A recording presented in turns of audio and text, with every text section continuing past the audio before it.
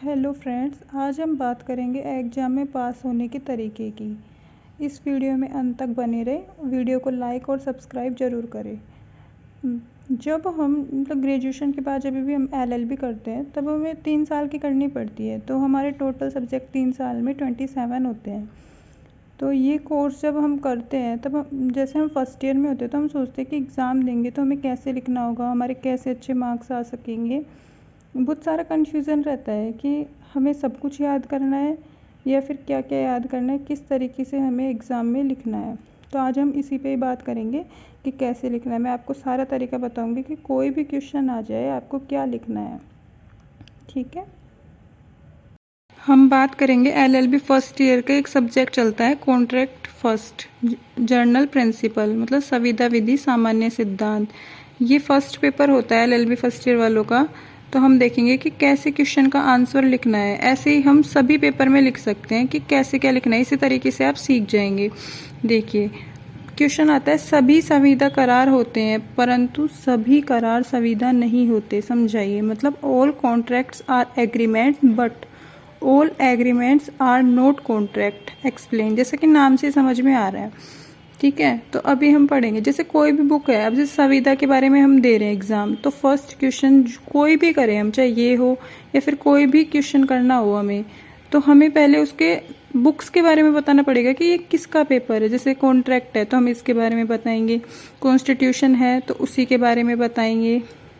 ठीक है, ऐसे करना है। जैसे टोट्स है तो उसके बारे में बताएंगे, कब लागू हुई, क्यों बनी, कहाँ से आई, इस तरीके से। तो देखिए, संविदा विधि का परिचय। इस क्वेश्चन में हम पहले लिखेंगे संविदा विधि का परिचय। अब चाहे हम कोई भी क्वेश्चन करें, हमें पहले जो आंसर शीट होगी उस पर पहले भी यही लिखना है। देखिए, संविदा विधि का परिचय, जैसे मैंने लिख रखा है, संविदा विधि व्यापारिक संनियम की सबसे महत्वपूर्ण शाखा है।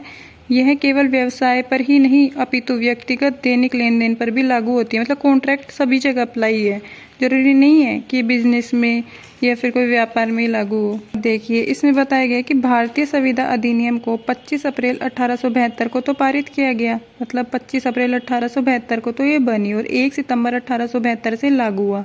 और यही एविडेंस एक्ट में भी है कि 1 सितंबर 1872 से ही वो लागू होती है।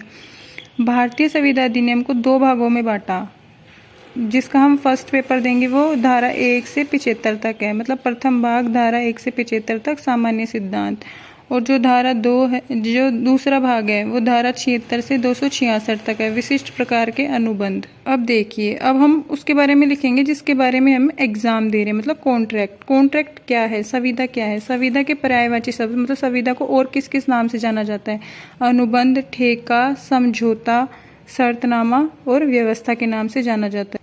अब पढ़ेंगे कि जो संविदा अधिनियम है, उसकी जो बना है संविदा अधिनियम, उसमें कहीं संविदा की परिभाषा भी तो दे रखी होगी। तो संविदा की परिभाषा दे रखी है धारा 2 जय में। ठीक है, वह करार जो विधित परिवर्तनीय हो संविदा है, अर्थात विधि द्वारा परिवर्तनीय करार संविदा है। जैसे मैंने ब्लैक पेन से लिख रखा है और ब्लू पेन से लिख रहा है, ऐसे ही आपको एलएलबी में लिखना है। क्योंकि ब्लैक पेन से आप हेडिंग लिखोगे तो वो एक अलग से इंप्रेशन जाता है एग्जामिनर के ऊपर कि इसने पूरा अच्छे से डिफाइन करके लिखा है। तो ब्लैक पेन मैंने जहाँ जहाँ यूज कर रखा है ऐसे ही आप करें। देखिए, समस्त संविदा करार होते हैं लेकिन समस्त करार संविदा नहीं होते।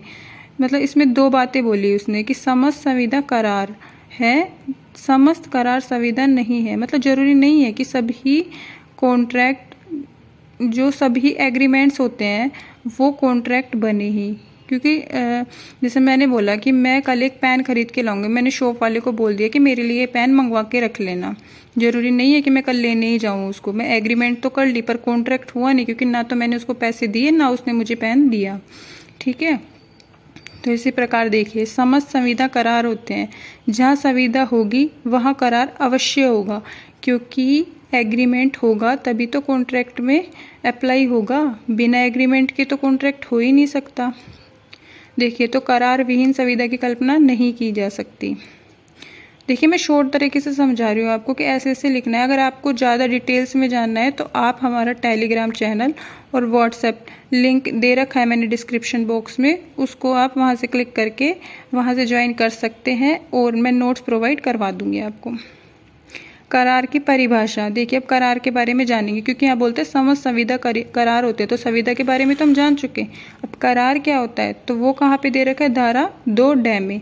ठीक है, अब देखिए करार के लिए 3 आवश्यक बातें होती हैं। क्या क्या होता है, 2 पक्षकार होने चाहिए, वचन होना चाहिए और प्रतिफल होना चाहिए। पर प्रतिफल हुआ ही नहीं तो वो क्या हुआ, कॉन्ट्रैक्ट में नहीं बदलेगा। और जो संविदा की आवश्यक बातें हैं वो देखिए, पक्षकार के बीच करार होना चाहिए और करार विधित द्वारा परिवर्तनीय होना चाहिए, मतलब वो एनफोर्स होना चाहिए। किसके द्वारा, लोग के द्वारा।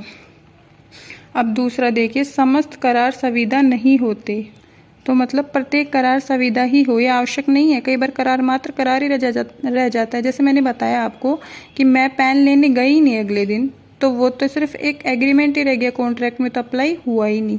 तो ऐसे उदाहरण लिख देंगे हम 2-3, तो उससे समझ में आ जाता है। एग्जामिनर को मतलब ये देखता है वो उदाहरण हुआ और ये हेडिंग हुई जिस तरीके से लिख रखे हैं। अब ये देखिए करार कब परिवर्तनीय होता है। अब हमारे दिमाग में आता है कि जो करार विधि द्वारा परिवर्तनीय होता है वो कब कब होता है, तो वो जब भी परिवर्तनीय होगा जब 2 पक्षकारों के बीच में किया गया हो, फ्री कंसेंट हो, मतलब स्वतंत्र सम्मति से किया गया हो, और पक्षकार क्या होना चाहिए, वयस्क होना चाहिए, अवयस्क नहीं होना चाहिए, स्वस्थ चित्त होना चाहिए, और प्रतिफल दिया गया हो कॉन्ट्रैक्ट में। ठीक है, एक्सेप्शन है वो अलग बात है, पर हमें यहीं पे यही लिखना है। और प्रतिफल है जो विधिपूर्ण होना चाहिए। इस तरीके से करार परिवर्तनीय होता, और करार कब परिवर्तनीय नहीं होता, वो इसके अपोजिट हो जाएगा। तो इसी तरीके से हम एग्जाम में लिख के आएंगे तो अच्छे नंबर से पास हो सकते हैं, पर हमें पूरे अच्छे से डिटेल से जानना होगा। और ज़्यादा जानकारी के लिए आप हमारे व्हाट्सएप ग्रुप और टेलीग्राम ग्रुप से जुड़ सकते हैं।